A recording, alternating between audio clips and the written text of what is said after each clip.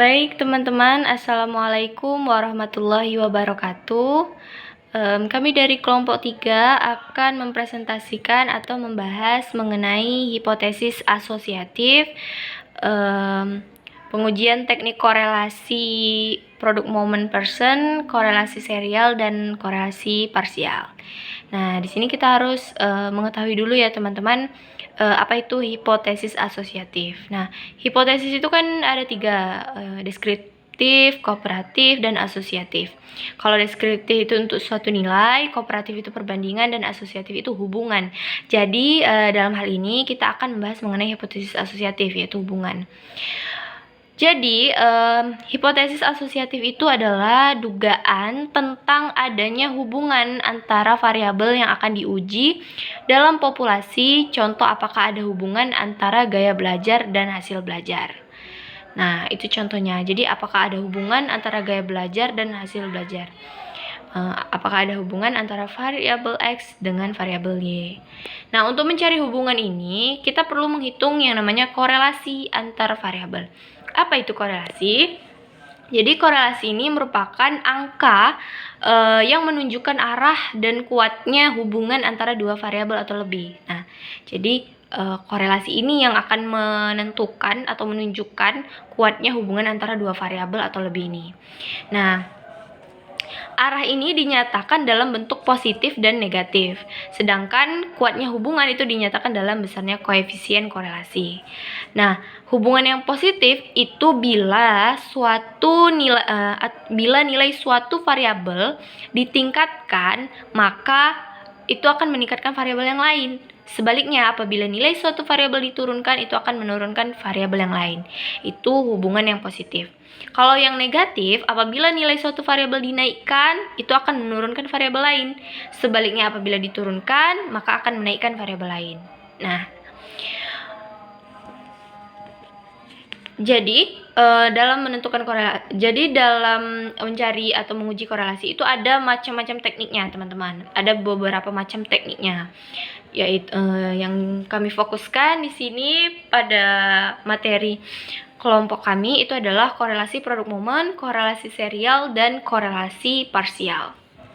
Oke, yang pertama mengenai korelasi produk moment. Jadi, korelasi produk moment itu adalah teknik korelasi yang digunakan untuk sampel kecil dan sampel besar. Sampel kecilnya itu kurang dari 30 orang dan sampel besar itu ada 30 orang lebih. Nah, di sini kami cantumkan contohnya ya teman-teman, mengenai tabel perhitungan mencari koefisien korelasi nilai bahasa Arab atau disimbolkan dengan X dengan tafsir disimbolkan dengan Y. Nah, perlu teman-teman ketahui untuk mencari korelasi produk moment person itu menggunakan rumus ini ya teman-teman. Ini rumusnya.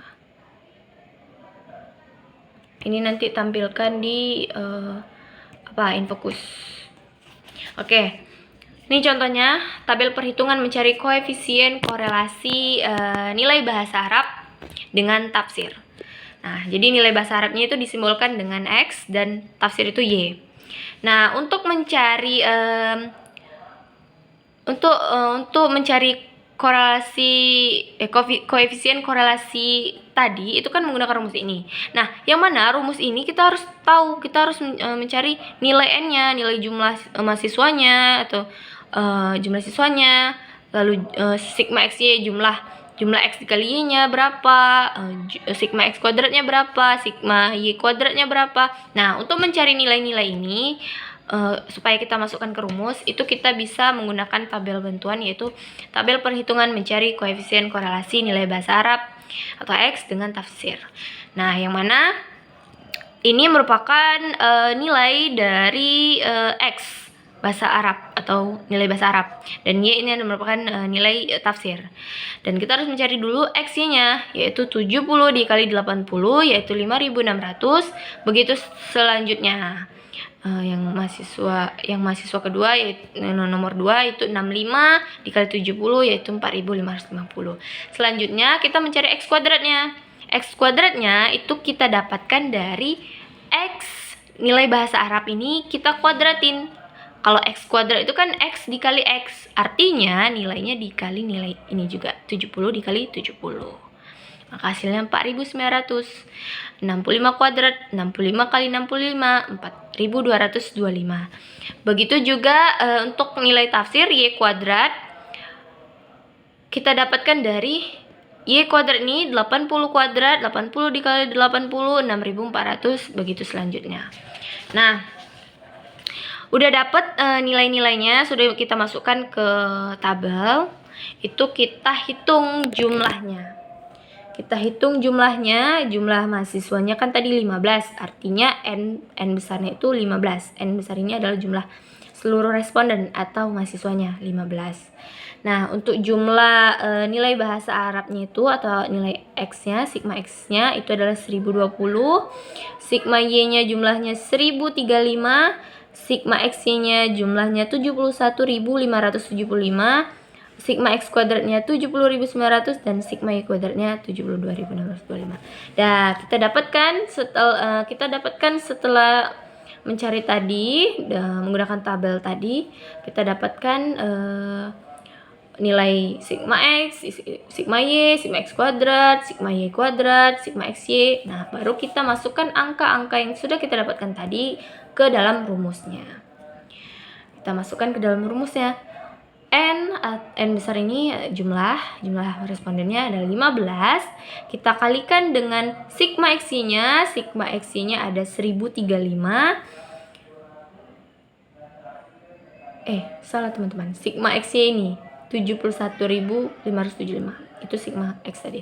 Nah, sigma XY-nya 71.575 dikurang sigma X. Nah, sigma X ini baru 1020 dan sigma Y-nya 1035.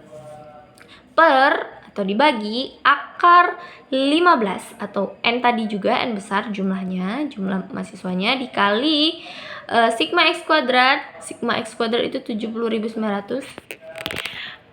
Nah, ini yaitu 1020, itu kita kuadratin ya teman-teman.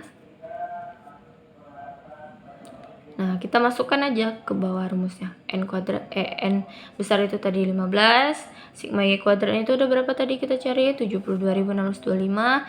Begitu selanjutnya. Seterusnya kita turunkan, kita kalikan 15 kali 71.575 dapatlah 1.073.600 73.625. Lalu kita kurangkan dengan hasil kali dari 1020 kali 1035 dapatlah 1.055.700 dibagi akar dari hasil ini. 15 kali ini dikurang ini pangkat 2. Ini tuh di pangkat 2 ya teman-teman. 1020 dikali 1020, maka hasilnya 1.040.400.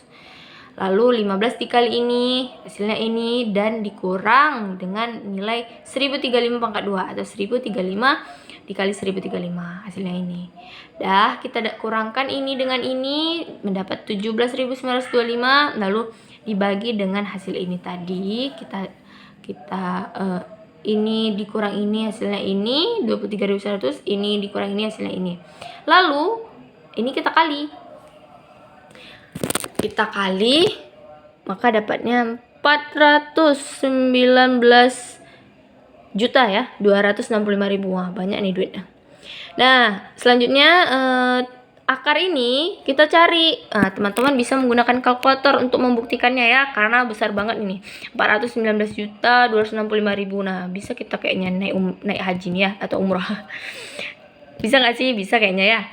Dibagi 20.470, ya udah dapat akarnya tadi kan, hasilnya 20.475.915. Nah, itu tadi dapat akar dari ini, baru kita bagikan, maka dapatlah nilai koefisien korelasi produk momennya itu 0,875.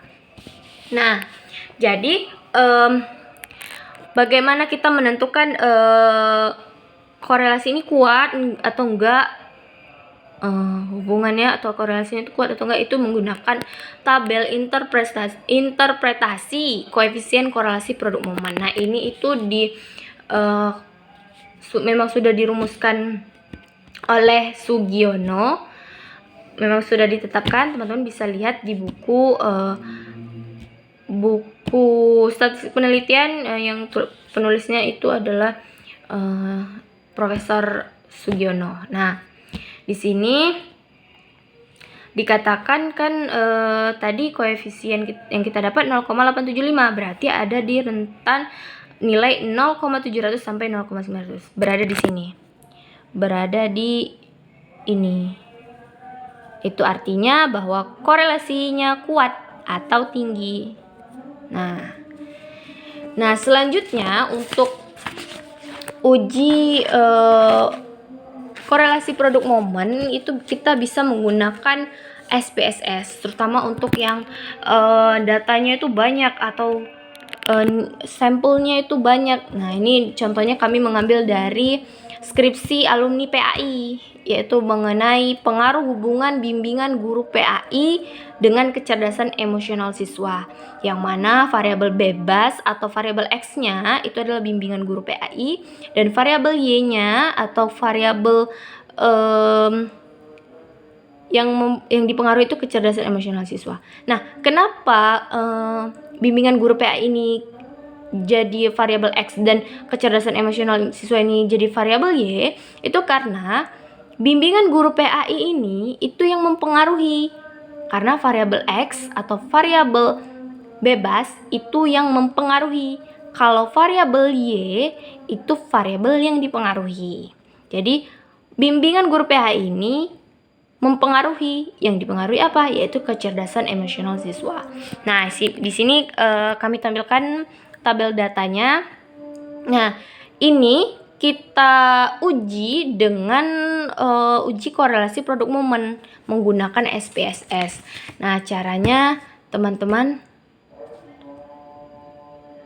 nanti blok nilainya, nilai ini 2 ini ke SPSS-nya, baru dari SPSS-nya kita klik di atasnya itu analyze, lalu dari analyze itu klik correlate, habis correlate itu klik bivariat. Nah, di situ nanti muncul variabel X-nya tadi bimbingan guru PAI, dan variabel Y-nya itu kecerdasan emosional siswa. Nah, setelah itu diarahkan panahnya, baru klik OK. Nah, barulah muncul hasil dari uji korelasi menggunakan produk momen menggunakan SPSS. Nih, berikut tampilannya. Ini hasil ujinya. Teman-teman bisa lihat ya dari video sebelumnya yang saya kirim, yang aku kirim di grup, itu yang penjelasan SPSS-nya. Nah, ini hasilnya.